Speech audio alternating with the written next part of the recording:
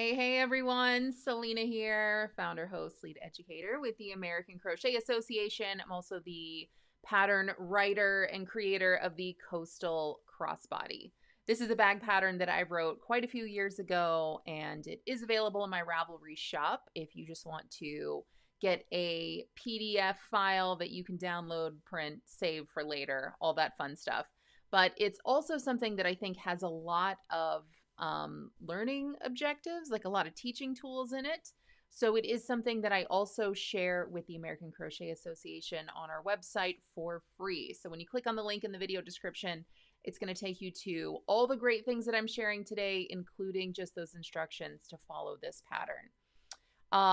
Yeah, so let's dive into it. This is not a brand new pattern. This is something that I did write quite a few years ago. But there's so much more information that I wanted to share in combination with this pattern. Again, there's so many great like skill building techniques and things like that. So I've reformatted how you guys can view it for free at the American Crochet Association. I just wanted to walk you guys through it so that you don't miss anything. This is not a step-by-step video tutorial, so I'm not going to show you how to make this bag. That's not what this is. So if you are just looking for the instructions, just click on the link in the video description. It'll take you straight to it. Yeah, if you guys are watching this video, whether it's live or on the replay, come on over, say hey, say hello, tell me where you're viewing from. If you guys have any questions about the Coastal Crossbody, about how we format patterns, about what you're going to learn, anything like that, just go ahead and post it. As soon as I see it, I will get right to you. Stacy Till is here. Hey, I'm so glad that you're watching from Iowa. Thanks for checking in. Always so good to see you. All right, guys. So how I like to format patterns at the American Crochet Association is that, I tell you a little bit about the pattern at first, like what is this, what's special about it, all that kind of stuff. And then I just get right to a table of contents. I absolutely love having a table of contents because it tells you all of the different sections you can find in this post, everything that you need, hopefully nothing that you don't, and you guys can just quickly and easily see what you can learn here and what you can gain here. So for example, if you just want to get straight to the Ravelry link because you just want to purchase a PDF that you can have without all this other stuff, there's your link. I do like to individually reference all of the resources here. So if you want to see other finished crochet crossbody projects, I've got a link for you. We're going to look through those together in just a minute.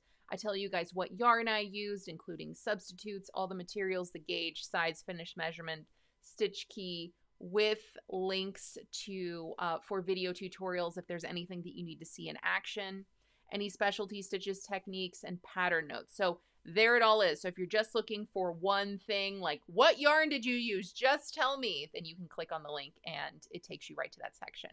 And then I've also sectioned out the instructions. So there's the bag, the strap, and the finishing.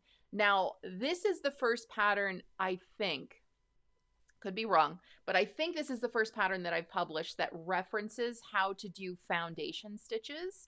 And I'll get to that in just a little bit. We'll dive into that whole section because it's super fun.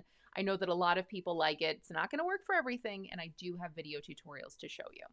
Okay, so the Coastal Crossbody, short story long. I was on vacation at the coast a couple years ago, and we were staying at this super cute little beachy kind of thing, and I didn't want to carry my big purse around everywhere, and so I was like, I can fix that problem. I'll just crochet one.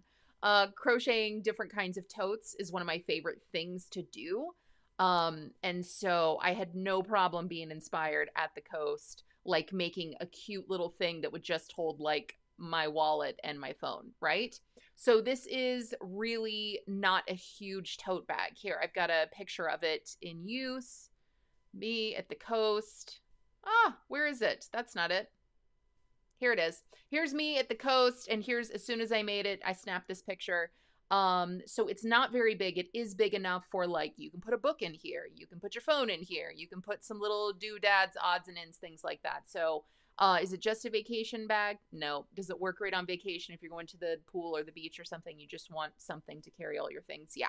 It's a great day bag. It's great for young people who, aren't burdened with all the stuff that us older, mature people have to be burdened with, carrying everything for everyone. So again, it's just a cute little chic like boho, cutesy, you know, I'm living my best life. I don't need a lot of things kind of stuff. So the bag is worked from the bottom up. It does incorporate a few different kinds of stitch patterns. So there are solid bits of single crochet just to make this like a really dense fabric. There's no holes peeking through, anything like that. But I wanted something more than just single crochet. So I did pair that with a gorgeous shell stitch. So you've got different alternating sections of this solid single crochet and then those beautiful shell stitches. So you can totally make this in just a solid color like I did, but we're going to see a ton of projects where lots of other colors and different colors of yarn are used and just how fantastic it looks. Now the strap for this, because I did want this to be a crossbody, the strap for this is adjustable. So I tell you how you can measure your own body and crochet a strap that's going to fit your body, because I know that we're all different heights, we're all different widths.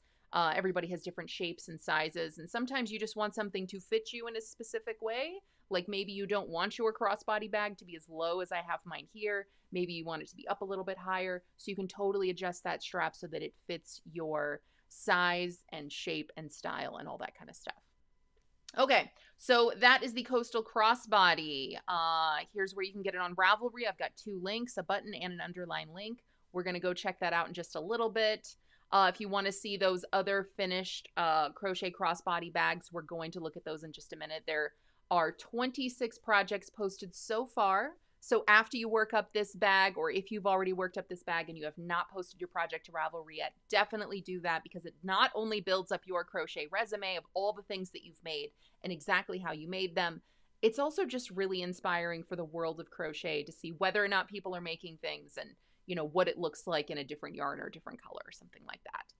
So I do give a lot of information about yarn here, but it's hopefully just exactly what you need.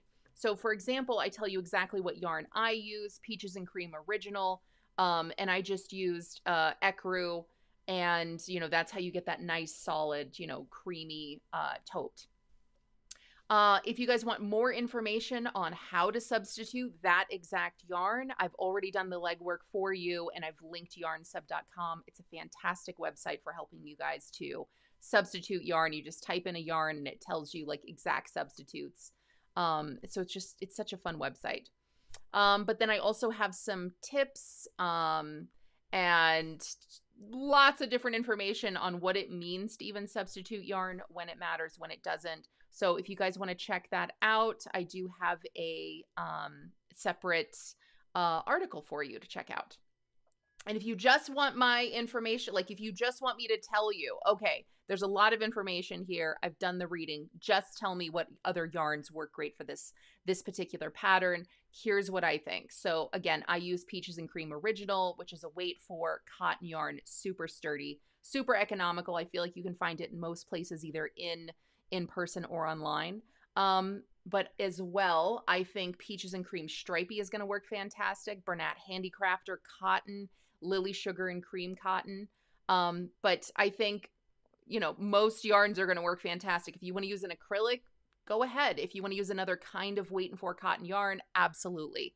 If you want to use like a blend, like a cotton or linen or something like that, absolutely. Really, whenever we're crocheting bags, we just want to create a really sturdy fabric. We don't want to create a tote bag and it looks beautiful, but then we start putting stuff in it and it just sags. We don't want that. So creating a yarn that doesn't really have any sort of elasticity, and then creating stitches and fabric that doesn't have a lot of elasticity, that's going to create a really nice bag. So those are my suggestions. Materials, here's everything that you need. I've underlined things to where you can click and find more information. So if you need any of that, you can just click on those. There's gauge, there's size. This bag is only written in one particular size, so that's about 9.5 inches tall and about 7.5 inches wide. Now that's just across, not around. So around, it's going to be about, 15 inches, something like that.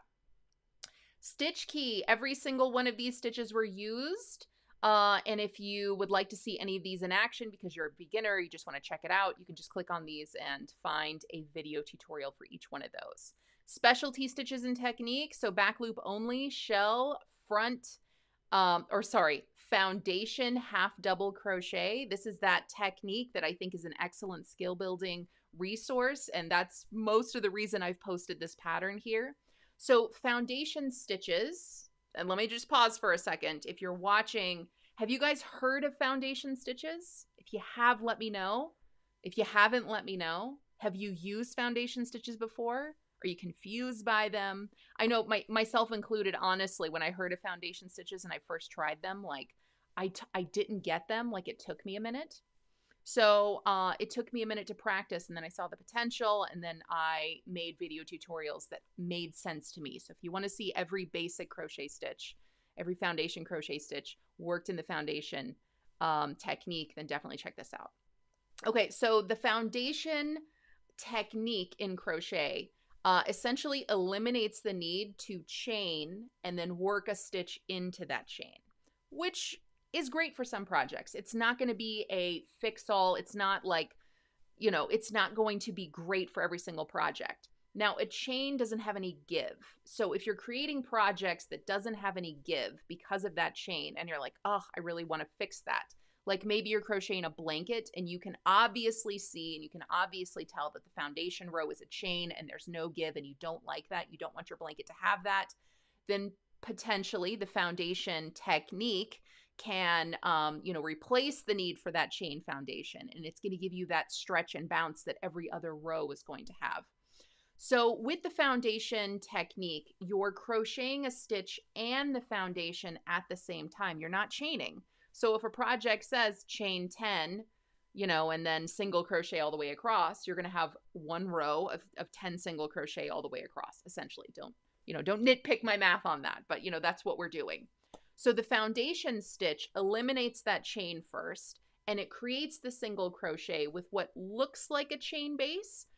So it creates all that in one, and you can do it with the single, you can do it with half double, you can do it with the double, you can do it with any stitch, as long as it's a solid foundation of a stitch, and it's going to create that nice, stretchy, flexible row that some people need in some projects. So the reason I created it with this particular project is that the handle, the strap, it needs to be sturdy, it needs to be stiff, but I also didn't want to burden people by saying chain 200 and then work 200 stitches into that chain. You know what I mean? Like sometimes that can be like a turn off for people. It's like, I was going to make that, but I'm not chaining 200 and then crocheting into it. So this is a great alternative to learning that technique and trying it in a project to see what you think. So at the very least, definitely check out the foundation techniques. Watch the videos really quick and easily.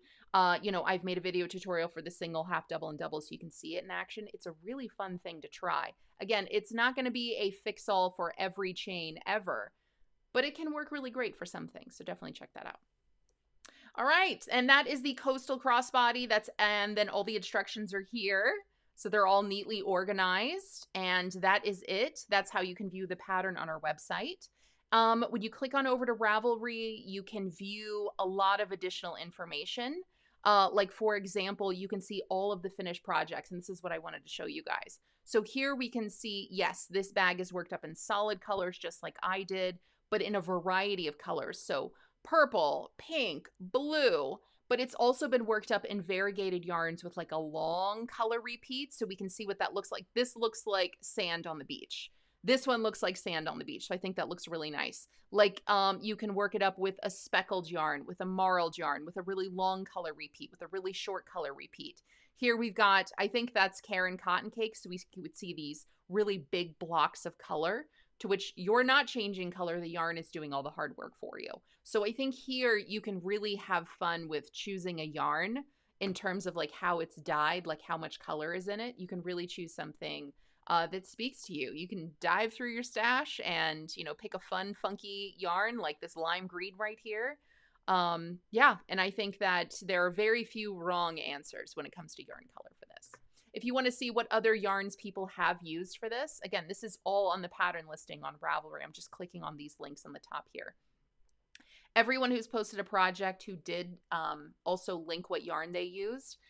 It starts with the most used yarn and goes from there. So Karen Cotton Cakes was used 3 times, Karen Cotton Ripple Cakes twice, Karen Cotton Angel Cakes. Are we seeing a theme here? This is a great yarn for bags. Was used. Peaches and Cream.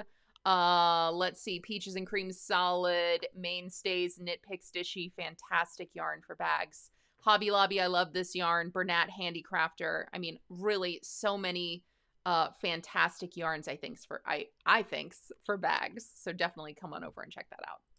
All right, guys, that's all I have to share with you today. Lots of fantastic like little skill building techniques and skill building things, and there are linked resources here.